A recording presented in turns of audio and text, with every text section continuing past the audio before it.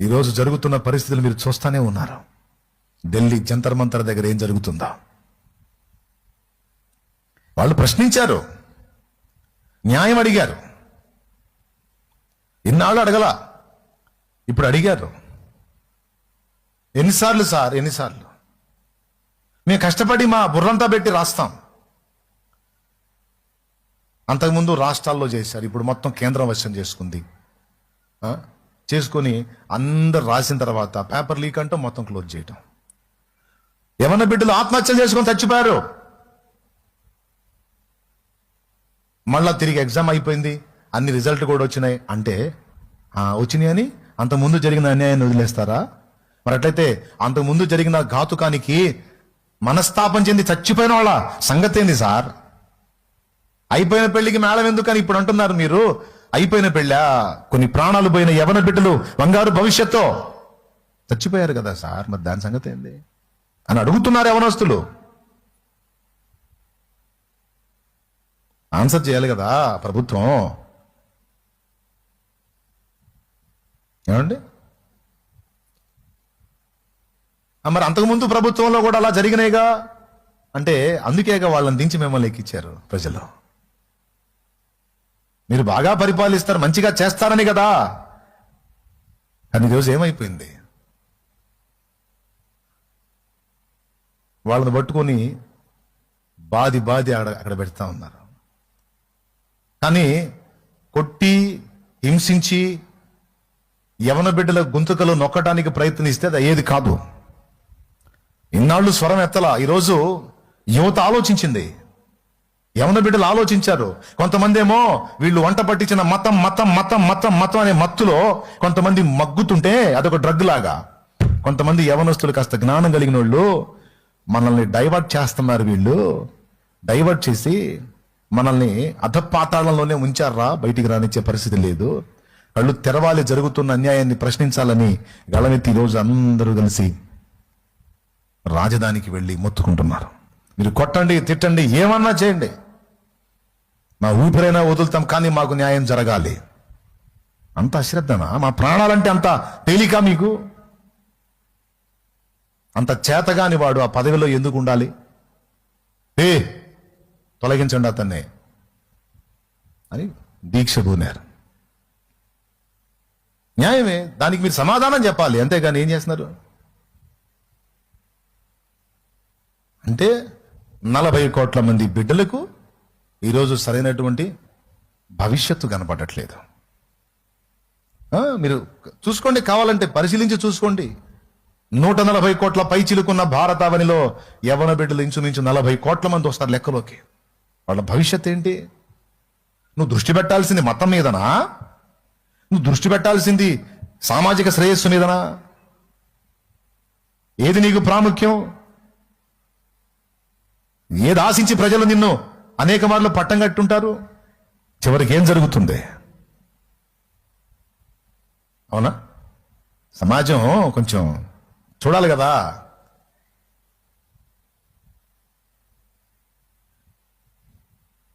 ఈరోజు అన్ని సమస్యల కంటే మన దేశంలో పెద్ద సమస్య మతం. మతం మతం మతం మతం కులం మతం కులం మతం. ఇది మనకి పెద్ద ఇష్యూ, చాలా ఇంపార్టెంట్. రైతు గురించిన చింత లేదు. సకాలానికి వర్షాలు పడక, వర్షాలు పడిన కల్తీ విత్తనాల వల్ల మొక్క సరిగా రాక, వచ్చిన సెన్సిటివ్గా ఉండి ఊరికని తెగుళ్ల బారిన పడి పాడైపోతా, సరైన దిగుబడి లేక, పెట్టుబడి రాక, మొన్న ఒక రైతు వచ్చి నా ముందు నిలబడి ఏడ్చాడమ్మా. నేను ఏడ్చాను. ఈ ఏడు పంటేసి బయటపడతాం, ఈ ఏడు పంటేసి బయటపడతాం, అంతకుముందు 7 అప్పులు, ఈ 7 అప్పులు, మరొక 7 తీరుద్దామని 3వ ఏడు పంట వేస్తే పోయింది, 4వ ఏడు వేస్తే పోయింది. ఎట్లా? అప్పులు అప్పులు అప్పులు అప్పులు అప్పులు బోర్నేట చచ్చిపోదామని ఎన్నోసార్లు అనుకున్నానన్నా. దేవుడి మాటలు నన్ను సావకుండా అడ్డుపడ్డాయి, లేకపోతే ఎప్పుడూ అయిపోయేవాడిని అన్నా. ఒక రైతు ఇట్లా పెట్టుకొని ఏడవచ్చా దేశంలో? ఒక రైతు మనందరికీ అన్నం పెట్టే రైతు ఎలుకల మంది తినాలా? మనందరికీ ఆహారం ఏర్పాటు చేసే కష్టపడి మనకి చెమటోడ్చి ఫుడ్ను అందించే రైతు విషం తినాలా? ఏది మరి రైతుకి? సరే, దిగుబడి వచ్చిందా? రేటు ఉండదు. రేటు ఉందా? దిగుబడి రాదు. ఎంత సమస్య ఈ ప్రైవేటీకరణలో. నిరుద్యోగ స్థితి, సరైన ఉపాధి మార్గాలు లేక ఎంత అల్లాడిపోతున్నారండి. సగటు మానవుడు ఈరోజు బతకాలంటే వానికి లైఫ్ లేకుండా అయిపోయింది. ఈరోజు డిగ్రీ చదివినోడు కూలికి వెళ్తున్నాడండి. అది చూస్తే ఏడుపు వస్తుంది. నేను కొంతమందిని చూశాను. డిగ్రీ ఎంత చదివానంటే డిగ్రీ ఇదేందయ్యా అంటే ఏం దొరకలేదన్న, మరి ఏం చేద్దాం, నాన్న కష్టపడుతున్నాడు చూడలేకపోతున్నాను, అందుకని ఏదో ఒకటి ముందు అంటే ఏం చేయాలా?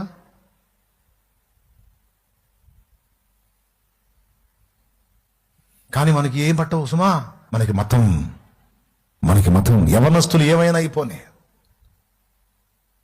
అధికార బలం ఉంది, అణచేస్తాం. గళమెత్తినోడి గొంతు తప్పిస్తాం, అణచేస్తాం.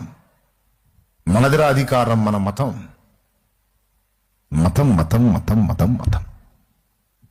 ఇంకెన్ని సంవత్సరాలు ఇంతేనా? ప్రియులారా, సమాజంలో జరుగుతున్న పరిణామాల్ని మనం చూస్తున్నప్పుడు సాతాను ఒక్కొక్కళ్ళని చిక్కించుకొని వాడు గంతులేస్తున్నాడని ఇప్పుడు హబక్కూకులో చదివారు మీరు. ఇలా సన్నివేశాలు జరుగుతున్నప్పుడు, సమాజం చెడిపోతున్నప్పుడు, సమాజం పతనమైపోతున్నప్పుడు, ఒక దేవుని సంబంధిగా, దేవుని బిడ్డగా మనం మన కోసం ఆలోచించుకుందామా? సమాజ శ్రేయస్సు కోరి మనం ఏం చేయగలమని ఆలోచిద్దామా? మన నైజం, కొంతమంది నైజం చెప్పనా, ఏం సమాజం ఏమోనయ్యా, నా బతికే వైనం లేదు, ఇక నేను సమాజం గురించి ఏం ఆలోచించేది, నా బతికే నాకు సరిగా లేదు, ఇక సమాజం గురించి నేనేం ఆలోచించేది. కానీ కొంతమంది దేశభక్తులు అలా అనుకోలేదు కదా, కొంతమంది దైవ భక్తులు అలా అనుకోలేదు కదా. సమాజం పాడైపోతుంది, సమాజాన్ని ఉద్ధరించడానికి ఎవరో వస్తారులే, సమాజాన్ని బాగు చేయడానికి ఎవరో వస్తారులే, వాళ్ళు బాగు చేస్తారు, నాకెందుకు, మా ఊరిని బాగు చేయడానికి ఎవరో వస్తారులే, మా ప్రజల్ని రక్షించడానికి ఎవరో వస్తారులే. ఎవడొస్తాడు? ఎవరొస్తారు? అదేనా మన నుంచి దేవుడు ఆశించేది? ఎవరో వస్తారు, ఎప్పుడో వస్తారు, ఎవరో ఉద్ధరిస్తారు అనేది కాదు. ఎవరో వస్తే, ఎవరో ఉద్ధరిస్తే ఆ ఎవరోనే సీన్లో ఉంచేవాడు కదా, నిన్నెందుకు పుట్టించుంటాడు? ఏమా బ్రదరో, నిన్నెందుకు పుట్టించుంటాడు? నిన్నెందుకు ఈ సమాజంలో ఈ వేళ ఉంచుంటాడు? ఆ ఎవరో అని ఎవరి గురించో నువ్వు అనుకుంటున్నావు కదా, ఆ ఎవరోనే తెచ్చేవాడు. నిన్నెందుకు తీసుకొచ్చాడు లైన్లోకి? నన్నెందుకు తెచ్చాడు? నిన్నెందుకు తీసుకొచ్చాడు? అప్పుడు దాన్ని దృష్టిలో పెట్టుకొని ఎవడో వస్తాడు, ఎప్పుడో చేస్తాడు కాదు, ఇప్పుడు ఉన్నాను నేను సీన్లో, నేను ఇంకా చావలా, నన్ను ఇంకా దేవుడు పిలవలా, నేను ఉనికిలో లేకపోతే నాకు చింత లేదు, కానీ నేను ఉనికిలో ఉన్నాను, నేను ఇంకా చావలా, సజీవంగా ఉన్నాను. ఉన్నంత వరకు నేనేం చేయగలను? నా బాధ్యత ఏంటి? నా వంతేంటి? సమాజం ఈ స్థితిలో ఉంది, మరి నేనేం చేయగలను? కనీసం దేవుడి ముందుకెళ్ళి ఎప్పుడైనా ఏడ్చావా? దేవుడి ముందుకెళ్ళి ఎప్పుడైనా ఏడ్చావా? కన్నీరు మున్నీరయ్యావా? నేనే పొద్దు నా జీవితం అనే స్థితిలో ఉన్నాను, సమాజం ఇలా అయిపోతుంది, కానీ నేనేం చేయలేకపోతున్నా. అయ్యో దేవా, నా పరిస్థితి ఏమిటి? నేను చూసి ఓర్వలేకపోతున్నాను. సాతాను ఆగడాలు చూసి తట్టుకోలేకపోతున్నాను. ప్రజల్ని వాడు బానిసలుగా చేసి ఆడుకుంటుంటే అది ఓర్వలేకపోతున్నాను. దేవా, అయ్యో దేవా, నన్నెందుకు పుట్టించావు? నేనేం చేయగలను దేవా అని దేవుడిని ఏడనడని అడిగావా?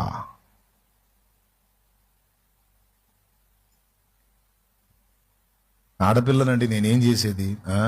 ఆడపిల్లగా ఇందిరాగాంధీ,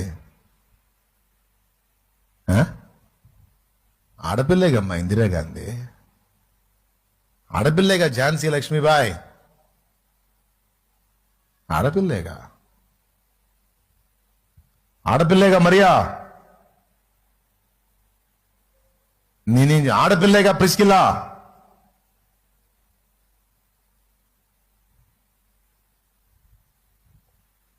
ఆడపిల్ల నేనేం చేసేది ఏంది? ఆడపిల్లే మదర్ తెరీసా.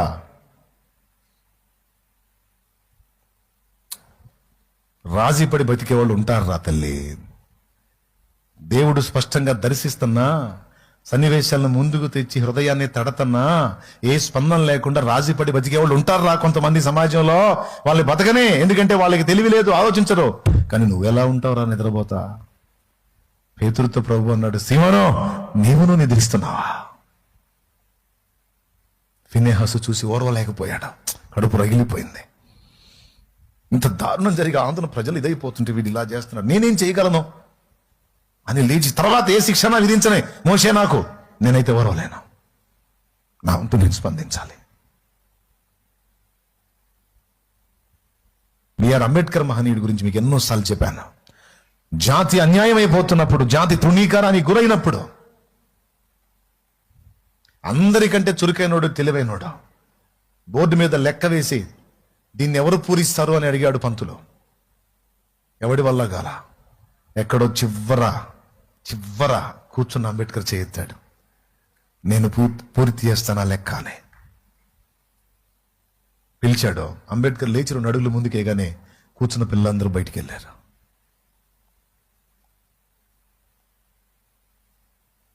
నాకు వచ్చురా లెక్క, నేను చేస్తాను అంటే ఒక అంటరాని వాడు వచ్చి లెక్క చేసేదేంది, అతని చేతులు బోర్డు తాకేదేంది. జుట్టు కత్తిరించమని బార్బర్ దగ్గరికి వెళ్తే దున్నపోతుకు క్షౌరం చేస్తున్న బార్బరు అతనికి చేయలే, ఎందుకంటే నువ్వు అంటరానిడిరా అన్నాడు. దప్పికై నీళ్లు తాగుదామని బావి దగ్గరకు పోతే పట్టుకొని కొట్టి పక్కగా తీసుకొచ్చారు ఆయన్నే.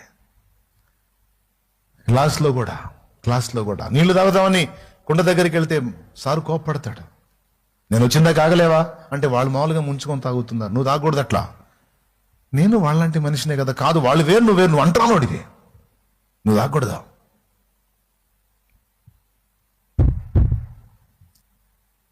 తన జాతికి జరిగిన ద్రోహాన్ని గుర్తు చేసుకుని ఎట్లా నన్న జాతిని ఉద్ధరించాలి, దానికోసం నా జీవితం బలిపీఠం మీద ఆహుతైనా పర్వాలేదు, నేను నా కుటుంబం ఏమైపోయినా పర్వాలేదు, నా జాతి. ఆయన ఒక అద్భుతమైన మాట అన్నాడు. ఆ రోజు ఆయన అన్న మాట చాలాసార్లు గుర్తొచ్చింది నాకు ఇప్పుడు లైఫ్లో.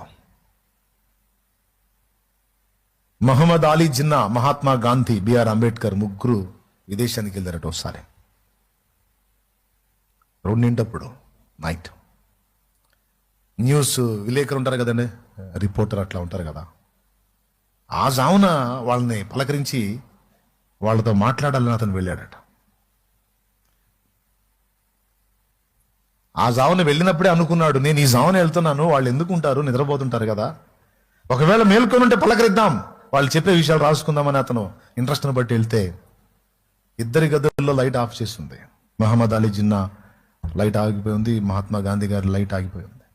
అనుకుంటానే ఉన్నాను, వాళ్ళు ఎందుకుంటారు, ప్రయాణం వాళ్ళు అలిసి ఉంటారు, నిద్రపోతుంటారు అనుకుంటూనే అంబేద్కర్ గారి గది దగ్గరికి వెళ్ళినప్పుడు లైట్ వెలుగుతూ ఉంది, ఆయన నిద్రపోవట్లేదు. దాని వెలుతురులో ఒక బుక్ స్టడీ చేస్తూ ఒక నోట్స్ పెట్టుకొని రాస్తా ఉన్నాడు, డైరీ పెట్టుకొని. అతను ఆశ్చర్యపోయి, సార్ ఏంటి మీరు, వాళ్ళు హాయిగా నిద్రపోతున్నారు, మీరేంటి ఇంకా నిద్రపోలేదు, 2 అవుతుంది, సమయం ఎంత అయింది. ఆయన అన్నమాట, నా జాతి నిద్రపోతుంది, నేనన్నా మేల్కోవాలి. ఇతరుల వాళ్ళు మేల్కున్నారు, వాళ్ళు నిద్రపోయినా పర్వాలేదా, నా వాళ్ళు ఇంకా నిద్రపోతున్నారు, నేనన్నా మేల్కోపోతే అందరం శాశ్వతంగా నిద్రపోవాల్సి వచ్చింది అని అతనితో మాటలు కలిపాడు. అంబేద్కర్ గారి యొక్క వ్యాఖ్యలు చాలా ఆలోచించదగ్గవి. నేను చాలా చాలా చాలా లైక్ చేస్తాను. దానికి కొన్ని కారణాలు ఉన్నాయి. ఇతరులతో నాకు అనవసరం, నేను చెప్తున్నాను. అందరూ ఎవరో వస్తారు, ఎవరో చేస్తారు అని ఆయన అనుకుంటే ఈరోజు ఈ పరిస్థితి ఉండేది కాదు. ఈరోజు ఏ అంటరానుడని తృణీకరించబడ్డారో వాళ్ళలో పై స్థాయి అధికారుల దగ్గర నుంచి టాప్ 1లో కూడా ఉన్న పొజిషన్కు ఉన్నారు. ఆ మెట్టుకి చేరడానికి తన వంతు కృషి చేసినటువంటి మహనీయుడు బిఆర్ అంబేద్కర్ మహనీయుడు. ఆయనేం ధనికుడు కాదే, సామాన్యుడే. కానీ సామాన్యుడు సాధించలేని కార్యాలు ఎన్నో సాధించాడు ఆయన. ఈరోజు మీకు అందరికీ ఎందుకు చెప్తున్నానంటే, జరుగుతున్న సమాజంలోని పరిణామాలు, పరిస్థితులు చూసినప్పుడు స్పిరిచువల్ గాను, సోషల్ సర్వీస్ పరంగాను, ఇటు సామాజిక సేవ, సంఘ సేవ, ఆధ్యాత్మిక సేవ, భౌతిక సేవ. భౌతిక సేవ అంటే ఏంది? ముగింపు చెప్పండి, ఇంక ముగిస్తున్నాను నేను. భౌతికంగా అంటే ఆయా హోదాల్లో, బాధ్యతల్లో, పదవుల్లో ఉండి సమాజాన్ని బాగు చేయటం, సమాజానికి మేలుకరంగా బ్రతకటం.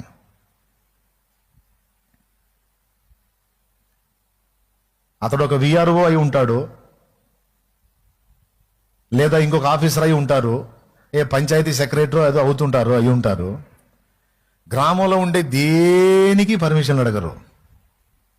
చర్చి కడితే మాత్రం వచ్చేస్తారు. ఎట్లా కడతారండి పర్మిషన్ లేకుండా? ఆపేయండి, ముందు అర్జెంట్గా ఆపేసేయండి. సార్ ఇన్ని కట్టారు సార్, వాటన్నిటికి ఉందా? అవన్నీ నీకు అనవసరం, ముందు దీని సంగతి చెప్పు. మరి బార్ షాపులు,